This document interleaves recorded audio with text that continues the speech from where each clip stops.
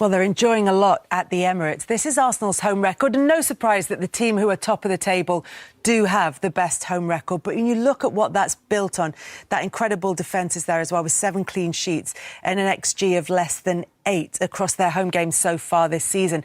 This looked like another comfortable victory for them, Alan. What did you make of the performance? I thought they were very professional without being brilliant, and also using their squad strength really, really well in terms of the subs that they brought on. They had a couple and did really well and caused some problems for Arsenal and frustrated them at times. That should have been in the back of the net there with a mistake from Raya. Probably should have put it in. But this is what Sunderland did really well, I thought. They got men behind the ball, and at times they frustrated Arsenal and made it very difficult for them. And as I said, could have scored 1 or 2 themselves. And it took a summer signing that cost 60 million. It took a piece of brilliance because Sunderland, again, they had that many men behind the ball. That's what it was going to take. Just something to unlock that defence, and it was a brilliant strike from Zubimendi. But again, you can see the numbers behind. And then all of a sudden, I said, using their squad strength, they bring on Gyökeres, they bring on Martinelli. They've got no Saka, who's out injured, no Odegaard, who's out injured. And the same thing again. They've got men behind the ball, and Sunderland were always in this game. They were always in it and making it difficult for them. But then the clearance doesn't work. They find themselves in a good position. Gyökeres comes on.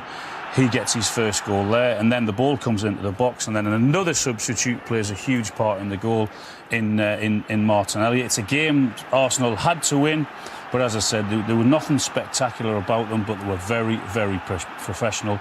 And he puts it on a plate for Gyökeres, and there was no coming back from that. So, and that was 3 big points for Arsenal. You can see Gyökeres there.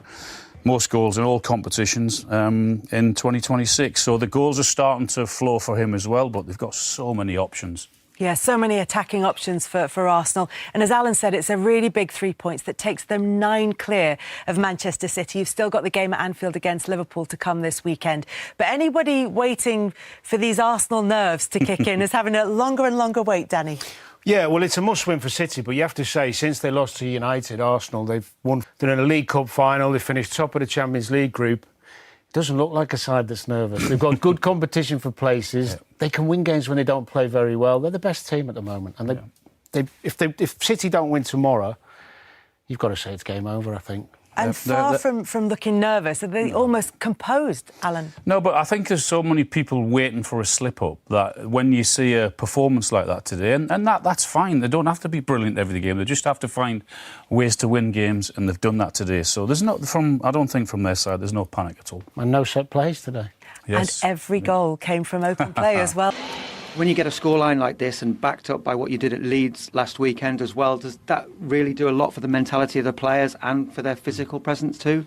Absolutely. I mean, it lifts the energy levels, and they put in an incredible effort every single day to perform at this level, and yeah, really happy. And there's not really much time to reflect on performances at the moment, but you must be enjoying this spell.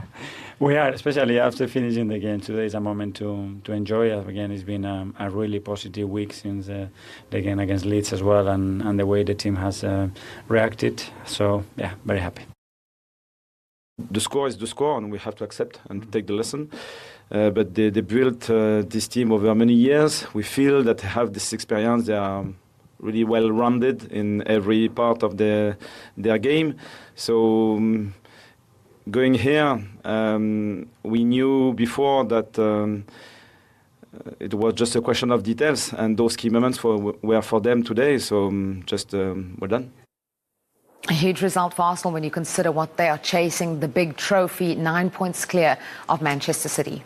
Yeah, and it was a really good result because it was a toughly contested match. They had to work really hard to create opportunities, to also limit Sunderland, because Sunderland play in a system whereby the very good transitional moments, when they get the ball, they've got players up front that will hold it up. Saliba in moments in the game was tested a lot.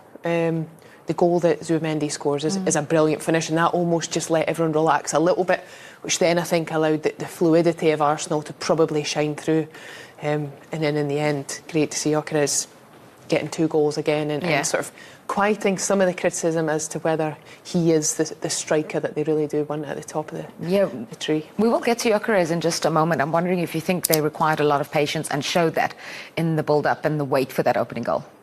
Very much so, and it's also about managing the right moments and about physically being competitive to get yourself these opportunities where they can control possession and create little openings. Trossard does really well here just to draw in to the Sunderland players, which then just opens that nice little pocket so he can really, this little cultured pass, it comes at Zubamendi slowly so he can really line it up, and it's a lovely finish. He cuts across it, which just means that the spin in the ball as it comes off the post, it just spins in over the line. Brilliant goal. And then the celebration afterwards, paying tribute to his compatriot, Mikel Merino, who is going to be out injured for a long time. Victor Gyökeres, lots of the kind of divided decision on him. Are you still out? Is the jury still out? I don't know, he's starting to warm to me. I mean, Alderete, the Sunderland defender here, just sort of opened the door for him to let him walk through, to keep an eye on him. It's poor defending, but take nothing away from Gyökeres. When he's in that position, Jules, he's got nothing else in his mind but get a shot off and target it. I'm surprised the centre-half sort of leans to his left, and it's an easy chance really for Gyökeres, but take nothing away from the finish. He's there at the right moment and he's scored. And again, this is the quality that Arsenal have. Gyökeres started today on the bench, so he's coming off the bench, he's fresh, you can see him making up the ground here. You know, brilliant little pass from Martinelli, and he can't really miss, I suppose, but at the same time it's making up them yards. You know, Martinelli selfless pass to him, and again 2 goals. You know, I think that's 11 goals in all competitions, so his numbers are starting to catch up with the big price fee they paid for him in the summer. But I think with Arsenal going on all fronts, you know, Gyökeres could have a big part to play in the rest of this season.